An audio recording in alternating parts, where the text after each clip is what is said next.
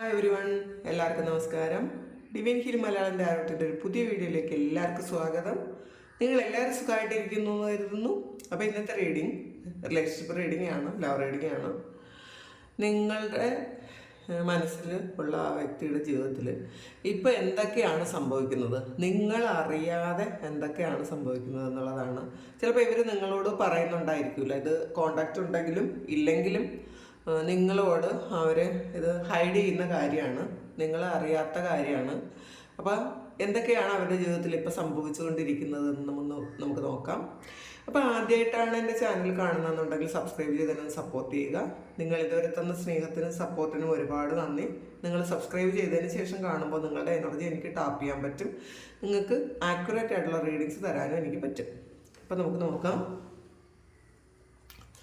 എന്താണ് നിങ്ങളുടെ വ്യക്തിയുടെ ജീവിതത്തിൽ ഇപ്പോൾ നിങ്ങളറിയാതെ സംഭവിച്ചുകൊണ്ടിരിക്കുന്നത് എന്നുള്ളതാണ്. ചിലപ്പോൾ നിങ്ങൾ ഊഹിക്കുന്നുണ്ടായിരിക്കും ഇതിൽ പല കാര്യങ്ങളും ഇങ്ങനെ ആയിരിക്കാം എന്നൊക്കെ നിങ്ങൾ ഊഹിക്കുന്നുണ്ടായിരിക്കും, അല്ലെങ്കിൽ മറ്റാരെങ്കിലും ചിലപ്പോൾ പറഞ്ഞ് നിങ്ങൾ ചില കാര്യങ്ങൾ അറിഞ്ഞിട്ടുണ്ടാവും. അപ്പം നമുക്ക് നോക്കാം എന്താണ്. കിങ് ഓഫ് സോഡ്സിൻ്റെ ഒരു എനർജിയാണ് വന്നിട്ടുള്ളത്. ശരിക്കും ജീവിതത്തിൽ എന്തോ ഒരു പ്രധാനപ്പെട്ട കാര്യത്തിൽ തീരുമാനമെടുക്കാൻ പറ്റാതെ ആലോചിച്ചിരിക്കുന്നു എന്നുള്ളതാണ്. ഒരുപാട് കൺഫ്യൂസ്ഡ് ആണ് അവർ. അവർക്ക് മുന്നിൽ നടക്കുന്ന കാര്യങ്ങൾക്ക് എല്ലാറ്റിനും ക്ലാരിറ്റി ഉണ്ട്, പക്ഷേ ഒരു കാര്യമില്ല. ക്ലാരിറ്റി ഉണ്ടെങ്കിലും അവർക്ക് ആക്ഷൻ എടുക്കാനൊന്നും പറ്റുന്നില്ല. എന്തൊക്കെ കാര്യങ്ങളാണെന്ന് നമുക്ക് നോക്കാം. ടെൻ ഓഫ് സോഡ്സ് ആണ്.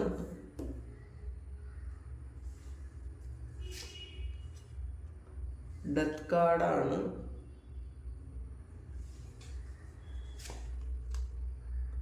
എയ്റ്റ് ഓഫ് സോഡ്സ് വന്നിട്ടുണ്ട്.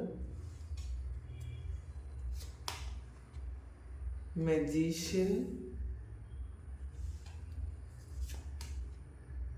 ടവർ. എന്തോ ഒരു ചേഞ്ച് വന്നിട്ടുണ്ട് കേട്ടോ ഇവരുടെ ലൈഫിൽ. പെട്ടെന്നൊരു മാറ്റം വന്നു എന്നാണ് കാണുന്നത്.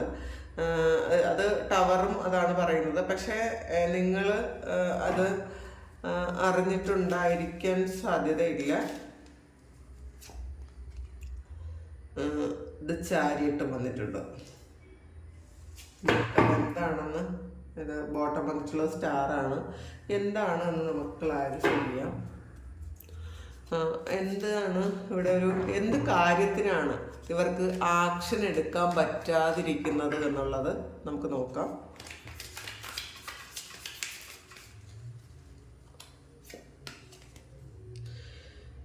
എയ്റ്റ് ഓഫ് പെന്റക്കിൾസിൻ്റെ എനർജിയാണ്. അപ്പോൾ ഇവരെന്തോ ഒരു കാര്യം ചെയ്തിട്ട് വെയിറ്റ് ചെയ്യുന്നുണ്ട്. അത് അതിൻ്റെ റിസൾട്ട് വരാൻ വേണ്ടിയിട്ട് കാത്തിരിക്കുന്നു എന്നാണ് കാണുന്നത്. അവർ ചിലപ്പോൾ ഇത് മറ്റാരോടും പറയാത്ത കാര്യമായിരിക്കാം. അതെന്ത് കാര്യമാണ് എന്നൊന്നുകൂടി നമുക്ക് നോക്കാം. വീണ്ടും കിങ് ഓഫ് സോഡ്സ് ആണ് വന്നിട്ടുള്ളത്. അപ്പോൾ എന്തോ ഒരു കാര്യം രഹസ്യമായിട്ട് ഇവർ ചെയ്തു എന്നാണ് കാണുന്നത് കേട്ടോ.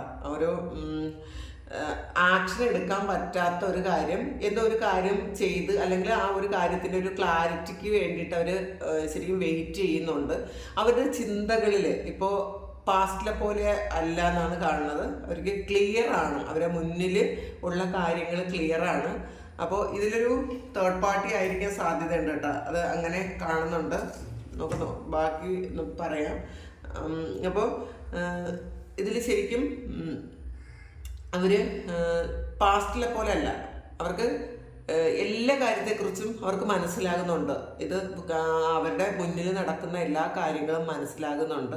പക്ഷെ അവർ വെയിറ്റ് ചെയ്യുന്നുണ്ട് എന്നാണ് കാണുന്നത്. ഒരു ആക്ഷൻ എടുക്കാൻ വെയിറ്റ് ചെയ്യുന്നു. അടുത്ത് വന്നത് ഒരു ടെൻ ഓഫ് സോഡ്സിൻ്റെ എനർജിയാണ്. ടെൻ ഓഫ് സോഡ്സ് ശരിക്കും ഇതിൽ അതിൻ്റെ ഷാഡോയാണ് വന്നിട്ടുള്ളത്. അപ്പോൾ അവർ എന്തോ ഒരു വലിയ അപകടത്തിൽ നിന്നാണ് അവർ രക്ഷപ്പെട്ടിരിക്കുന്നത് എന്നുള്ളൊരു ചിന്ത ഇപ്പോൾ അവർക്കുണ്ട് എന്നാണ് കാണുന്നത്. ഇത് കണ്ടില്ലേ, ഇത് ഒരു അവർ പെട്ടിരുന്ന ആ ഒരവസ്ഥയിൽ നിന്നും അവർ ശരിക്കും പ്രൊട്ടക്ഷൻ ഉണ്ട് അവർക്ക്. അപ്പോൾ എന്തോ ഒരു കാര്യം അവരുടെ ലൈഫിൽ ഏറ്റവും പ്രധാനപ്പെട്ട ഒരു കാര്യം സംഭവിച്ചു കഴിഞ്ഞു. പക്ഷെ ആ സംഭവിച്ച കാര്യത്തിൽ അവർക്ക് ഒന്നും തന്നെ പറ്റിയില്ല. അവർ ശരിക്കും പ്രൊട്ടക്റ്റഡ് ആണ്. അവർ ഈ സമയം ഒരുപാട് പ്രാർത്ഥിച്ചിട്ടുണ്ടായിരിക്കും. ശരിക്കും ഒരു പ്രൊട്ടക്ഷൻ ഈ സമയം അവർക്കുണ്ട് എന്ന് കാണുന്നുണ്ട്. അതിൻ്റെ ഒരു സന്തോഷത്തിലാണ് അവർ ദൈവത്തോട് ഒരുപാട് നന്ദി പറയുന്നുണ്ടായിരിക്കാം. കാരണം ഇതൊരു ഡെത്ത് കാർഡാണ് അടുത്ത് തന്നെ വന്നിട്ടുള്ളത്. അപ്പോൾ എന്തോ ഒരു കാര്യം അവരുടെ ലൈഫിൽ എന്തോ ഒരു കാര്യം എൻ്റെ ആയി എന്നാണ് കാണുന്നത്. അത് ഇവർ ഇനിഷ്യേറ്റീവ് എടുത്ത് അത് ഉണ്ടാക്കിയതായിരിക്കാം. ചില കാര്യങ്ങൾ ഇതിൽ മനസ്സിലായപ്പോൾ അത് അവരുണ്ടാക്കിയതാണെന്നാണ് കാണുന്നത്. ഇതിനകത്ത് ഒരു 4 of Swordsന്റെ 8 of Swordsന്റെ എനർജി വന്നിട്ടുണ്ട്. ഇതിലൊരു ചെയറുണ്ട്. ആ ചെയറിൽ ഇപ്പോൾ ആരും തന്നെ ഇല്ല എന്നാണ് കാണുന്നത്. അപ്പോൾ ഇതിനകത്തുണ്ടായിരുന്ന ആരോ അത് വിട്ട് കളഞ്ഞിട്ടുണ്ടായിരിക്കാം. അത് എൻ്റെ ആക്കിയിട്ടുണ്ടായിരിക്കാം. ഇത് കൂടുതലും ഒരു തേർഡ് പാർട്ടി റിലേഷൻഷിപ്പോ അല്ലെങ്കിൽ തേർഡ് പാർട്ടി അങ്ങനെ ഒരു സിറ്റുവേഷനോ. ഇത് തേർഡ് പാർട്ടി എന്ന് പറയുമ്പോൾ ചിലപ്പോൾ ഒരു വ്യക്തി തന്നെ ആയിരിക്കണം എന്നില്ല, ഒരു ജോലിയോ അല്ലെങ്കിൽ വേറെ അങ്ങനത്തെ ഇവർ കുടുങ്ങിക്കിടന്ന എന്തെങ്കിലും ഒരു കാര്യമോ ചിലപ്പോൾ ഒരു ട്രാപ്പോ അതൊക്കെ ഇവർ എങ്ങനെയോ അവർക്ക് ഒരു ബുദ്ധിപൂർവ്വം അവരെന്തോ ഒരു കാര്യം ചെയ്ത് അതിൽ നിന്ന് രക്ഷപ്പെട്ടു എന്നാണ് കാണുന്നത്. അപ്പോൾ ഈ ചെയറിൽ ഇപ്പം ആരും തന്നെ ഇല്ല. ഒന്നുകിൽ ഇവരിരുന്ന സ്ഥലമായിരിക്കാം ഇത്, അവിടെ നിന്ന് അവർ പോയി കഴിഞ്ഞു എന്ന് കാണുന്നുണ്ട്. അല്ലെങ്കിൽ വേറൊരു വ്യക്തി, ഇവരുടെ ജീവിതത്തിൽ ഉണ്ടായിരുന്ന ഒരു വ്യക്തി ആ ഒരു ചെയറിൽ നിന്ന് മാറിപ്പോയി എന്നാണ് കാണുന്നത്. കാരണം അത് എൻ്റെ ആക്കി. ഇത് ആരാണ് എൻ്റെ ആക്കിയത്, എന്താണ് എന്ന് നമുക്ക് നോക്കാം.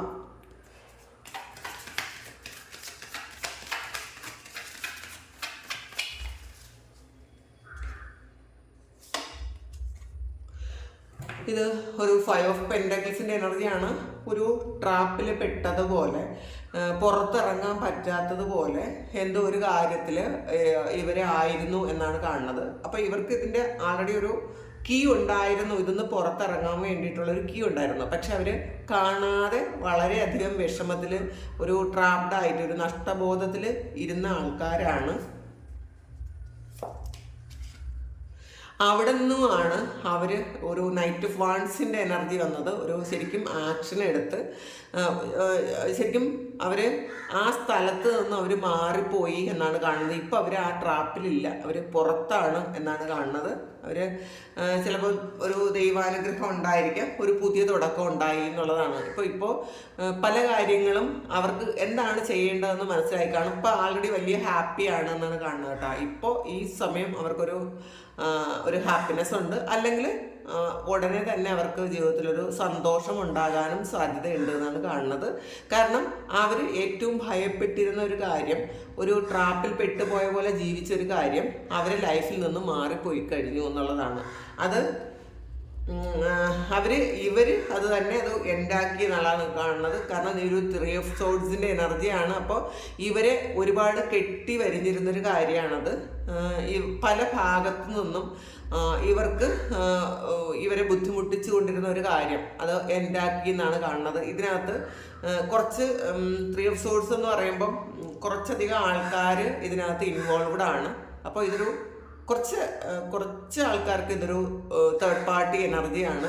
കാർമിക് ആയിട്ടുള്ളൊരു തേർഡ് പാർട്ടി, അല്ലെങ്കിൽ കഴിഞ്ഞ ജന്മത്തിൽ ഇപ്പം തീരേണ്ടതായ ഒരു കാര്യം അവരത് ഹീൽ ചെയ്താൽ കൊണ്ടുവന്നത് കൊണ്ട് മാത്രം ഈ ജന്മത്തിലും അവർക്കത് പിന്തുടരേണ്ടി വന്നിട്ടുണ്ടായിരിക്കാം. ആ ഒരു കാര്യം അവരെ കെട്ടി വരിഞ്ഞിട്ടുണ്ടായിരുന്നു എന്നാണ് കാണുന്നത്. ഒരു ട്രാപ്പിൽ പെടുത്തിയിരുന്നു എന്നാണ് കാണുന്നത്.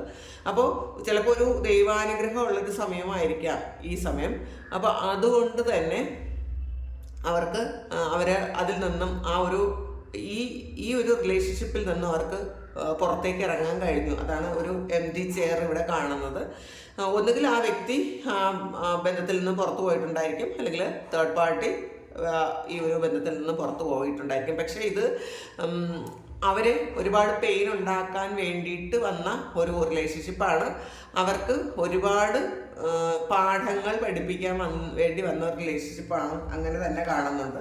ഇപ്പം മജീഷ്യൻ വന്നിട്ടുണ്ട്. അപ്പോൾ ഈ വ്യക്തി ശരിക്കും അവർക്ക് ഒരുപാട് കഴിവുകളുള്ള ആൾക്കാരാണ്, ബോധമുള്ള ആൾക്കാരാണ്. പക്ഷെ ചില സമയം ആ ഒരു ബോധം മറഞ്ഞുപോയി എന്നാണ് കാണുന്നത്. അപ്പോൾ എന്തുകൊണ്ടാണ് അങ്ങനെ സംഭവിച്ചതെന്ന് അറിയാം. ഇപ്പോൾ ബാലൻസ്, ഇതൊരു ഹീലിങ്ങിൻ്റെ കാർഡാണ്. ഇപ്പോൾ പാസ്റ്റ് ലൈഫ് നമ്മൾ പറഞ്ഞല്ലോ, പാസ്റ്റ് ലൈഫിൽ ഹീൽ ചെയ്യേണ്ടതായിട്ടുള്ള എന്തോ ഒരു കാര്യം, ഇതൊരു പാസ്റ്റ് ലൈഫ് കർമ്മയാണ് കേട്ടോ. ഈ ഒരു തേർഡ് പാർട്ടി എന്ന് പറയുന്നത് ശരിക്കും ഒരു പാസ്റ്റ് ലൈഫിലുണ്ടായിരുന്ന ഒരു വ്യക്തിയായിരിക്കാം. അപ്പോൾ ആ ഒരു വ്യക്തി ഈ ജന്മത്തിലും കൂടെ ഉണ്ടായത് അവർക്ക് കുറച്ച് കാര്യങ്ങൾ പഠിക്കാൻ വേണ്ടിയിട്ട് തന്നെയായിരുന്നു. അവർക്ക് ഹാർട്ട് ബ്രേക്ക് ഉണ്ടാകുന്ന ഒരു സംഗതി ഉണ്ടാക്കാൻ വേണ്ടി തന്നെയായിരുന്നു. അപ്പോൾ ഈ ടെമ്പറൻസ് അത് ഹീൽ ചെയ്തു എന്നാണ് കാണുന്നത്. ഇപ്പോൾ ഈ ഒരു ബന്ധം പൂർണ്ണമായും വിട്ടുപോകാൻ കാരണവും അവർ ചിലപ്പോൾ തെറ്റൊക്കെ മനസ്സിലാക്കി, ഒരു അഡിക്ഷനൊക്കെ മനസ്സിലാക്കി അവരത് ഹീൽ ചെയ്തിട്ടുണ്ടായിരിക്കാം. അപ്പോൾ ക്വീൻ ഓഫ് വാണ്ട്സിൻ്റെ എനർജിയാണ്. അവർ ആക്ഷൻ എടുത്തു എന്ന് തന്നെയാണ് കാണുന്നത്. അപ്പോൾ അവർ ചിലപ്പോൾ ഒരു ദൈവാനുഗ്രഹം ഉള്ളതുകൊണ്ട് പല കാര്യങ്ങളും തിരിച്ചറിഞ്ഞിട്ടുണ്ടായിരിക്കാം. അപ്പോൾ അവർ ആക്ഷൻ എടുത്തിട്ടുണ്ടായിരിക്കാം. അപ്പോൾ അതുകൊണ്ടാണ് അത് എൻഡ് ആയി പോയത് എന്നാണ് കാണുന്നത്. പിന്നെ ടവറാണ്. അപ്പോൾ ഒരു സഡൻ ചേഞ്ചാണ് ഇവരുടെ ലൈഫിൽ വന്നത്. അതിന് നമുക്ക് ക്ലാരിറ്റി എടുത്തത് ഒരു ഏസ് ഓഫ് കപ്സിൻ്റെ എനർജിയാണ്. ഇതിൽ ഇവർക്ക് ചിലപ്പോൾ ഇപ്പോൾ ഇവർ ഒരു ഹൃദയം കൊണ്ട് ചിന്തിക്കുന്ന ഒരു സമയമായിരിക്കും. പാസ്റ്റിൽ ചിലപ്പം മറ്റുള്ള ആൾക്കാരുടെ ഇൻഫ്ലുവൻസ് ഉണ്ടായിരുന്നത് കൊണ്ട് മറ്റുള്ളവർ പറയുന്നതെല്ലാം ഈ ഒരു വ്യക്തി കേട്ടിട്ടുണ്ടായിരിക്കാം. അപ്പോൾ അതുകൊണ്ട് ഈ ആളിൻ്റെ ബുദ്ധിയല്ല ആയിരിക്കും യഥാർത്ഥത്തിൽ പ്രവർത്തിച്ചുകൊണ്ടിരുന്നത്, മറ്റുള്ളവരുടെ ബുദ്ധി ഈ ആളിലൂടെ പ്രവർത്തിച്ചിട്ടുണ്ടായിരിക്കാം. അപ്പോൾ അതുകൊണ്ട് ഒരുപാട് പ്രശ്നങ്ങൾ ഈ ആളിൻ്റെ ജീവിതത്തിൽ വന്നിട്ടുണ്ടായിരിക്കാം. പക്ഷേ ഇപ്പോൾ ഇതൊരു ഹാർട്ട് ചക്ര ഹീൽ ചെയ്ത ഒരു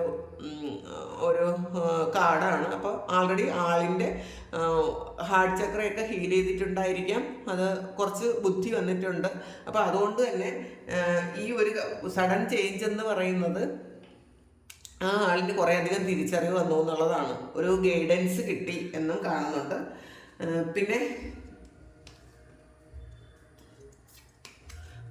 ഒരു ജഡ്ജ്മെൻ്റാണ്. ഇത് പറഞ്ഞല്ലോ, ഒരു പാസ്റ്റ് ലൈഫ് കർമ്മയാണ്. അപ്പോൾ അവർ പെയിൻ അനുഭവിക്കേണ്ടതായിട്ടുള്ളൊരു സിറ്റുവേഷൻ ഉണ്ടായിരുന്നു ഈ ജന്മത്തിൽ.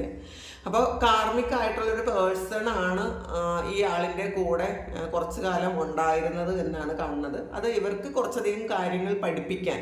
കാർമിക് എന്ന് പറയുന്നത് ഏകദേശം എല്ലാ റിലേഷൻഷിപ്പും കാർമിക് റിലേഷൻഷിപ്പാണ്.